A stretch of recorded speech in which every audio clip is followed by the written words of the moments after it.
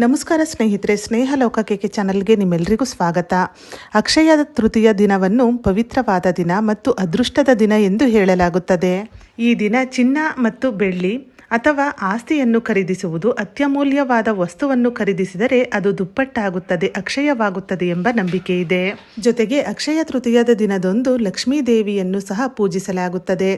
ಲಕ್ಷ್ಮಿಯನ್ನು ಈ ದಿನ ಪೂಜಿಸುವುದರಿಂದ ಮನೆಯಲ್ಲಿ ಅಷ್ಟ ಐಶ್ವರ್ಯ ಪ್ರಾಪ್ತಿಯಾಗುತ್ತದೆ ಎಂಬ ನಂಬಿಕೆ ಇದೆ. ಜೊತೆಗೆ ವರ್ಷ ಪೂರ್ತಿ ಮನೆಯಲ್ಲಿ ಧನಧಾನ್ಯದ ಕೊರತೆ ಬರುವುದಿಲ್ಲ ಎಂಬ ನಂಬಿಕೆ ಇದೆ. ಹಾಗಾದರೆ ಅಕ್ಷಯ ತೃತೀಯದ ದಿನದಂದು ಲಕ್ಷ್ಮೀ ಪೂಜೆಯನ್ನು ಹೇಗೆ ಮಾಡಬೇಕು, ಪೂಜಾ ವಿಧಾನ ಹೇಗೆ ಎಂಬ ಮಾಹಿತಿಯನ್ನು ಇವತ್ತಿನ ಈ ವಿಡಿಯೋದಲ್ಲಿ ತಿಳಿಯೋಣ ಸ್ನೇಹಿತರೆ. ಅದಕ್ಕಿಂತ ಮುಂಚೆ ನೀವಿನ್ನೂ ನನ್ನ ಚಾನಲ್ನ ಸಬ್ಸ್ಕ್ರೈಬ್ ಮಾಡ್ಕೊಂಡಿಲ್ಲ ಅಂದರೆ ದಯವಿಟ್ಟು ಸಬ್ಸ್ಕ್ರೈಬ್ ಮಾಡ್ಕೊಳ್ಳಿ, ತಪ್ಪದೆ ಬೆಲ್ಲೈಕನನ್ನು ಕೂಡ ಕ್ಲಿಕ್ ಮಾಡಿ. ಅಕ್ಷಯ ತೃತೀಯದ ದಿನದಂದು ಲಕ್ಷ್ಮೀ ಪೂಜೆ ಮಾಡುವವರು ಬೆಳಗ್ಗೆ ಬೇಗ ಎದ್ದು ತಲೆಗೆ ಸ್ನಾನವನ್ನು ಮಾಡಿ ಶುದ್ಧವಾದ ಬಟ್ಟೆಯನ್ನು ಧರಿಸಿ ಮೊದಲಿಗೆ ಪೂಜಾ ಸ್ಥಳವನ್ನು ಸ್ವಚ್ಛ ಮಾಡಿ ಪೂಜಾ ಸ್ಥಳದಲ್ಲಿ ಒಂದು ಪೀಠವನ್ನು ಸಿದ್ಧಪಡಿಸಿಕೊಂಡು ಪೀಠದ ಮೇಲೆ ಲಕ್ಷ್ಮಿಯ ಕಳಸವನ್ನು ಸ್ಥಾಪನೆ ಮಾಡಬೇಕು. ಹಾಗೆ ನಿಮ್ಮ ಮನೆಯಲ್ಲಿ ಲಕ್ಷ್ಮಿಯ ಫೋಟೋ ಅಥವಾ ವಿಗ್ರಹವಿದ್ದರೆ ಅದನ್ನು ಫೋಟೋ ಅಥವಾ ವಿಗ್ರಹವನ್ನು ಸ್ಥಾಪನೆ ಮಾಡಿ ಅದರ ಮುಂಭಾಗದಲ್ಲಿ ಕಳಸವನ್ನು ಸ್ಥಾಪನೆ ಮಾಡಿ. ಲಕ್ಷ್ಮಿಯ ಫೋಟೋ ಅಥವಾ ವಿಗ್ರಹ ಇಲ್ಲ ಎನ್ನುವವರು ನೀವು ಕಳಸವನ್ನು ಸ್ಥಾಪನೆ ಮಾಡಿ ಕಳಸದಲ್ಲಿ ಲಕ್ಷ್ಮಿಯ ಆವಾಹನೆ ಮಾಡಿ ಪೂಜಿಸಬಹುದು. ಇದ್ದರೆ ಸ್ಥಾಪನೆ ಮಾಡಿ, ಇಲ್ಲ ಎನ್ನುವವರು ಕಳಸವನ್ನು ಸ್ಥಾಪನೆ ಮಾಡಿ ಪೂಜೆ ಮಾಡಿ. ಒಂದು ಪೀಠದ ಮೇಲೆ ತಾಮ್ರ ಅಥವಾ ಬೆಳ್ಳಿ ಅಥವಾ ಹಿತ್ತಾಳೆಯ ತಟ್ಟೆಯನ್ನು ಇಟ್ಟು ಆ ತಟ್ಟೆಗೆ ಸ್ವಲ್ಪ ಅಕ್ಕಿಯನ್ನು ಹಾಕಿ ಹರಡಿ ಆ ಅಕ್ಕಿಯಲ್ಲಿ ಒಂದು ಬೆರಳಿನ ಸಹಾಯದಿಂದ ಅಷ್ಟದಳ ಪದ್ಮ ರಂಗೋಲಿಯನ್ನು ಬಿಡಿಸಿ ನಂತರ ಆ ರಂಗೋಲಿಗೆ ಅರಿಶಿನ, ಕುಂಕುಮ, ಸ್ವಲ್ಪ ಅಕ್ಷತೆಯನ್ನು ಹಾಕಿ ಆ ರಂಗೋಲಿಯ ಮೇಲ್ಭಾಗದಲ್ಲಿ ಕಳಸದ ಬಿಂದಿಗೆಯನ್ನು ಇಡಬೇಕು. ಬಿಂದಿಗೆ ಅಥವಾ ಚೊಂಬನ್ನು ಇಟ್ಟು, ಅದು ಕೂಡ ತಾಮ್ರ, ಬೆಳ್ಳಿ ಅಥವಾ ಹಿತ್ತಾಳೆಯದ್ದೇ ಆಗಿರಬೇಕು. ಸ್ಟೀಲ್ ಚೊಂಬು ಅಥವಾ ಸ್ಟೀಲ್ ಬಿಂದಿಗೆಯನ್ನು ಬಳಸಬೇಡಿ. ಚೊಂಬು ಅಥವಾ ಬಿಂದಿಗೆಯನ್ನು ಇಟ್ಟ ನಂತರ ಅದಕ್ಕೆ ಮುಕ್ಕಾಲು ಭಾಗದಷ್ಟು ನೀರನ್ನು ಹಾಕಿ ಆ ನೀರಿಗೆ ಮಂಗಳಕರವಾದ ವಸ್ತುವನ್ನು ಹಾಕಬೇಕು. ಅಂದರೆ ಸ್ವಲ್ಪ ಅರಿಶಿನ, ಕುಂಕುಮ, ಅಕ್ಷತೆ, ಒಂದು ಹೂವು, ಒಂದು ನಾಣ್ಯ, ಜೊತೆಗೆ ನಿಮ್ಮ ಮನೆಯಲ್ಲಿ ಚಿಕ್ಕ ಪುಟ್ಟದ್ದು ಬಂಗಾರ ಅಥವಾ ಬೆಳ್ಳಿಯ ವಸ್ತುವಿದ್ದರೆ ಅದನ್ನು ಕೂಡ ಆ ಕಳಸದ ಒಳಗೆ ಹಾಕಬಹುದು. ನಂತರ ಕಳಸದ ಬಾಯಿಗೆ ಒಂದು ತೆಂಗಿನಕಾಯಿಯನ್ನು ಇಟ್ಟು ಜುಟ್ಟು ಮೇಲ್ಬರುವ ಹಾಗೆ ತೆಂಗಿನಕಾಯಿಯನ್ನು ಇಟ್ಟು ಕಳಸದ ಸುತ್ತಲೂ 5 ವಿಳೆದೆಲೆ ಅಥವಾ 5 ಮಾವಿನ ಎಲೆಯನ್ನು ಇಟ್ಟು ನಂತರ ತೆಂಗಿನಕಾಯಿಯನ್ನು ಇಡಬೇಕು. ಈಗ ಕಳಸ ಸ್ಥಾಪನೆ ಮಾಡಿದ ಹಾಗೆ ನಂತರ ಕಳಸಕ್ಕೆ ಅರಿಶಿನ, ಕುಂಕುಮವನ್ನು ಅರ್ಪಿಸಿ ಹೂಗಳಿಂದ ಅಲಂಕಾರ ಮಾಡಬೇಕು.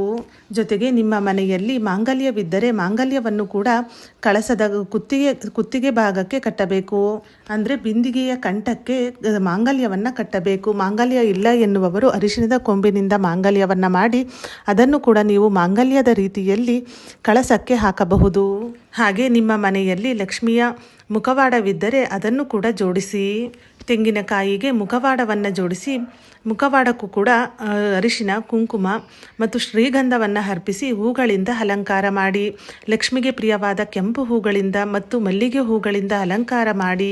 ಇಷ್ಟೆಲ್ಲ ಸಿದ್ಧತೆ ಆದ ನಂತರ ಪೂಜೆ ಮಾಡುವ ಮುನ್ನ ಮೊದಲು ನೀವು ಗಣಪತಿಗೆ ಪೂಜೆ ಮಾಡಿ ನಂತರವೇ ಪೂಜೆ ಮಾಡಬೇಕು. ಆದ್ದರಿಂದ ಒಂದು ಕಡೆಯಲ್ಲಿ ಗಣೇಶನನ್ನು ಸ್ಥಾಪನೆ ಮಾಡಿ. ನಿಮ್ಮ ಮನೆಯಲ್ಲಿ ಗಣೇಶನ ಫೋಟೋ ಅಥವಾ ವಿಗ್ರಹವಿದ್ದರೆ ಅದನ್ನು ಸ್ಥಾಪನೆ ಮಾಡಿ ಪೂಜೆ ಮಾಡಿ.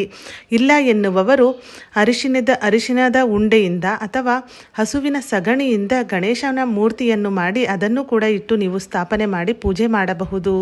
ಗಣಪತಿಗೆ ತಿಲಕವನ್ನು ಅರ್ಪಿಸಿ ಗೆಜ್ಜೆ ವಸ್ತ್ರವನ್ನು ಹಾಕಿ ಹೂಗಳಿಂದ ಅಲಂಕಾರ ಮಾಡಿ ಮೊದಲು ಗಣಪತಿ ಪೂಜೆಯನ್ನು ಮಾಡಿಕೊಂಡು ನಂತರ ಲಕ್ಷ್ಮಿಯನ್ನು ಪೂಜಿಸಿ. ಇನ್ನು ಯಾವ ನೈವೇದ್ಯವನ್ನು ಅರ್ಪಿಸಬೇಕು ಎಂದರೆ ನಿಮಗೆ ಯಾವುದು ಸಾಧ್ಯವಾಗುತ್ತದೆಯೋ ಆ ನೈವೇದ್ಯವನ್ನು ಅರ್ಪಿಸಿ ಪೂಜೆ ಮಾಡಬಹುದು. ಅಂದರೆ ಪಾಯಸ ಆಗಿರ್ಬೋದು, ಪೊಂಗಲ್ ಆಗಿರ್ಬೋದು, 1 ಲೋಟ ಹಾಲು, ಈ ರೀತಿ ನಿಮಗೆ ಯಾವುದು ಸಾಧ್ಯವಾಗುತ್ತದೆಯೋ ಅಂತಹ ಪದಾರ್ಥವನ್ನು ಮಾಡಿ ನೈವೇದ್ಯವಾಗಿ ಅರ್ಪಿಸಿ ಪೂಜೆ ಮಾಡಿ. ಹಣ್ಣುಗಳನ್ನು ನೈವೇದ್ಯವಾಗಿ ಅರ್ಪಿಸಿ 2 ದೀಪಗಳನ್ನು ಹಚ್ಚಿ. ಹಾಗೆ ನಿಮ್ಮ ಮನೆಯಲ್ಲಿ ಕಾಮಾಕ್ಷಿ ದೀಪ ಇದ್ದರೆ ಅದನ್ನು ಕೂಡ ಹಚ್ಚಬಹುದು. ಹಾಗೆ ಉಪ್ಪಿನ ದೀಪವನ್ನು ಹಚ್ಚಲು ಬಯಸುವವರು ಈ ದಿನ ಉಪ್ಪಿನ ದೀಪವನ್ನು ಸಹ ಹಚ್ಚಬಹುದು.